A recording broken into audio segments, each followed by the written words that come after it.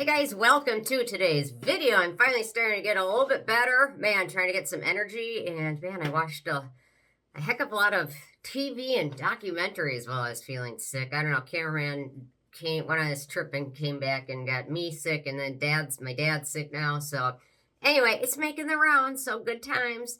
I'm finally upright though. Anyway, yeah, so I watched a lot of TV. Sometimes I like documentaries, but man, I watched this one that was just so sad. I just can't get out of my mind. The Trials of Gabriel Fernandez. It was just, man, sad. So sometimes I like crime, but you know what? That's not, I don't like that. I'm more interested in like art theft and things like that, mysteries. Anyway. Okay, on to today's video. So today I thought I'd talk about this cosmetic procedure and why you should think twice if you're debating doing it. And it is plasma pen or fibroblast treatments. And I actually talked a little bit about it in last week's newsletter. So if you want to sign up to it, check it out.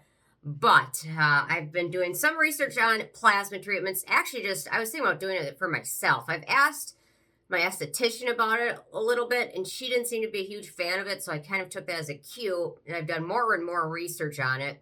And finally, I was thinking about maybe going ahead and actually doing it. And then I did more digging. And then I realized there's a lot more than meets the eye with this stuff. So first of all, plasma devices. It seems like this plasma technology is kind of a ever-evolving science. And there's new devices. I mean, you can get devices that say they're plasma from like $20 all the way up to $10,000 or more. So if you're debating doing this, just please do more research, do more digging. And throughout this video, I'll show some photos of people that have had this done, because it seems like people, after having this done, are more likely to be unsatisfied with it than happy with it. Actually, significantly so. So much more end up being dissatisfied with it than actually think it was worth it, or they do it again. And that's if you're lucky. Some people are left with a lot of real damage from it. So out of the hundreds, there's probably hundreds of plasma devices on the market. Even some of the pricey ones. So I even got one, the Premier Plasma Pen, which was actually not cheap. It wasn't as expensive as $10,000 or $3,000, but it wasn't a cheap product by any means.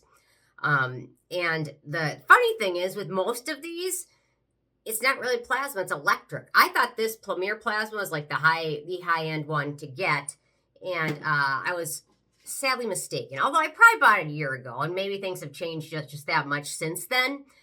But yeah, so be careful if you're thinking about doing it, because it seems like even people that are well read on skincare and things like that aren't even really aware of how technical this is. In a lot of states, it's regulated on who can actually do this treatment. So you might not be able to go to like the normal esthetician to do it. It might have to be done by a nurse or a doctor, or maybe it can be done by an esthetician with a doctor's supervision, things like that. So definitely check it out. So I did try this a couple of times because I really was excited about using it. And I tried on a couple areas of my skin. And after doing that, I thankfully stopped before I touched my face anywhere. I just did it on a few inconspicuous areas. So thankfully I did that, because it just left divots and scabs and dark spots on my skin. So I'm pretty thankful I did that instead of just going out and starting using my face right away. So it was almost like the equivalent of a patch test with a device. I guess I'll call it that. The theory of plasma pens, if it's good and it's done right and proper, it helps with collagen production deep down in your skin. So a good plasma device or a good treatment should leave small flesh-colored dots on your skin that heal quickly. If they've done it wrong, or if the device was too harsh, it'll end up leaving big brown scabs.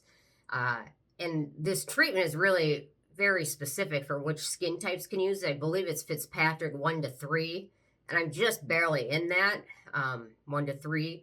So if they use it on skin types that are too dark, it ends up with hypopigmentation. But on people with light skin, if it's used too harshly or too strong a level, or the pen just isn't great, or the technique isn't great, even the Fitzpatrick's 1 can end up with hyperpigmentation. So you got it going on both sides. So anyway, so at this point, I'm only aware of, this doesn't necessarily mean anything because I'm not an expert on it, but there's only a handful of actual true plasma devices We've got the Plaxo plasma pen, the Subnobi plasma pen, and the Jet plasma pen. And some of these real plasma pens are $3,000 to $10,000 or sometimes more. And you know what? Even those, if it's done improperly with a bad technique or the power turned up or your skin tone is too dark, can end up with damage. So when it's done correctly, though, people seem to be happy with it. So the one I've been reading more and more about is the Jet plasma, which uses a flat tip, and it really is rejuvenating. Apparently, it rejuvenates your skin, and it can last a couple of years or more. So if you're thinking about doing it, that's kind of what I might think about. Although you know what, even a lot of people that are experts don't know that much about this topic, and I'm not going to say I do. I'm just saying think twice, ask a heck of a lot of questions, ask for before and afters, all of that. Definitely do your due diligence, because there are photos of people that have been left with real bad scars. So some of the risks when this is done incorrectly or with a bad device or with a bad technique: burns, scarring, hyperpigmentation, hypopigmentation, infection, several months healing time, unevenness in skin, bumpy skin texture. Some of these people, after they had this done, it ended up going so badly that they end up doing lasers and microneedling to help correct it. So, I mean, this is oversimplifying all of this, but when it's done correctly, it can look great and work great, but I don't think it's the necessary treatment for that will work well for everybody. You know what I mean? There's some treatments that work great generally for most people, and there's some where it's very specific. So I'm just going to read a handful of the reviews that I've read. Some of the reviews on there are good, but I'm going to focus on some of these that weren't so good, just to make you think twice and really do your research. So, okay, so the first one I saw: horrific scarring on my chest. I got my hands, side of my face, and chest done. I wore gloves and sunscreen, covered my chest religiously. The summer after I got the treatment, my husband said, "Oh, you have a rash." It was a hot day, and the heat made the scars stand up on end. Tiny bumps where the burns occurred were visible, like I'd gotten a tattoo. Neither my hands nor face had this issue. I now have worse freckling in all areas where the pen was used, but my chest is so bad I want to cry. Next up: I don't advise anyone to use this experimental treatment. My provider sold me on how the procedure would help get rid of lines around the eyes and give me a lift to my brows and lids. Procedure went normally, but after the scabs fell off in the ensuing days, each one left a small hole in my face. The holes never healed, and I can still see them 2 years later. Next up, okay, here's another one. Do not do the plasma pen. It will ruin your life.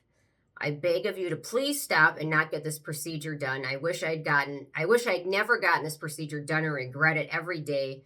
I have to get up in the morning and look at myself in the mirror. Fortunately for me, I was able to put a scarf around my neck to cover this up, but I can't imagine anyone getting this done on their face and being scarred like that.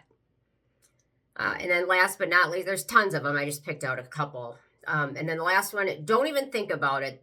This is a tool that burned my skin, scarred me. It's been 2 years, and I was left with literal divots in my skin, very similar to the texture of a golf ball. I did microneedling to help with the scarring, and now I'm doing rounds of CO2 laser. This tool just burns your skin. And so basically, the ones that aren't real plasma like this, they are just using electrical current. And there are pens like this one, I think retails like $1,200, the Premier plasma pen. But realistically, you can go on Amazon and buy one that does pretty much the exact same thing for $20. This one, it's not plasma. It uses electric current to burn your skin. And maybe in some areas, for some people, maybe the electric pen it still creates the damage, which is thought to heal and then rejuvenate the skin. Maybe for a handful of people that will work. For me, in my opinion, at this point, with an electric pen like this, I wouldn't use it for anything other than maybe skin tag removal. And I don't even necessarily know that I would recommend that to anybody. But otherwise, that's really what it's mostly good for. Maybe in the long run, some of these people will heal and it'll end up looking better.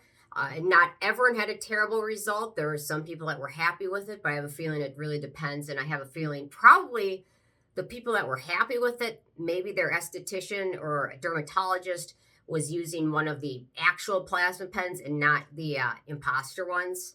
And it's still, I mean, it's an ever evolving topic. It's not really new, but it is new in a way. You know what I mean? So people still don't know a lot about it. And it's really, I don't think the FDA has ever approved anything for it.